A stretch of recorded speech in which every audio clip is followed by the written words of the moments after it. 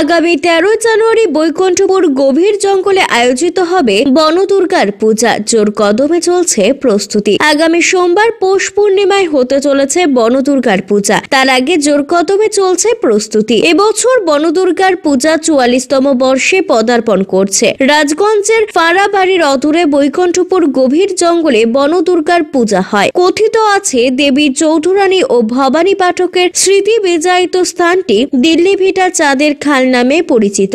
সাহিত্য সম্রাট বঙ্কিমচন্দ্র চট্টোপাধ্যায় তার দেবী চৌধুরানী উপন্যাসেও এই স্থানের কথা উল্লেখ করেছেন।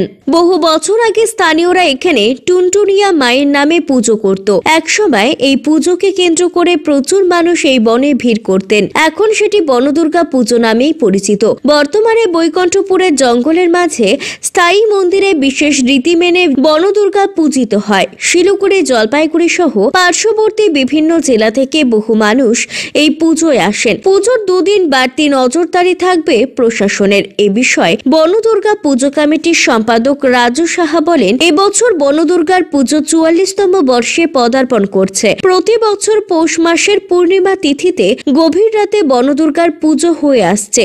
তার শেষ মুহূর্তের প্রস্তুতি চলছে। কোভিডের জন্য কয়েক বছর দিনে পুজো হলেও গত বছর থেকে রাতে পুজো করা হচ্ছে। প্রশাসনের সব রকম নিয়ম মেনে এই পুজো করা হবে। এবারের পুজোতেও সাধারণ মানুষকে আসার আমন্ত্রণ জানান তিনি। প্রতি বছরের না, এবারও আমাদের বাৎসরিক পূজা পৌষ পূর্ণিমার রাতে মায়ের পূজা হবে। তারই প্রস্তুতি আমরা নিয়েছি এবং সে কাজ চলছে। আজকে শুক্রবার আর হাতে আছে দুদিন। খুব অল্প সময়ের মধ্যে আমাদের এই কাজটা উঠাতে হয় এখানে, কেন জানেন বৈকুণ্ঠপুর ফরেস্টের ভিতরে এই মন্দির, সেই জন্য অন্ধকার হওয়ার আগে আমাদের বেরিয়ে যেতে হয়। সেই জন্য কাজও খুব জোর গতিতে কাজ আগাচ্ছে এবং সামনে যেহেতু সোমবার দিন পুজো, তার প্রস্তুতি বলতে এখন শেষ মুহূর্তের প্রস্তুতি চলছে।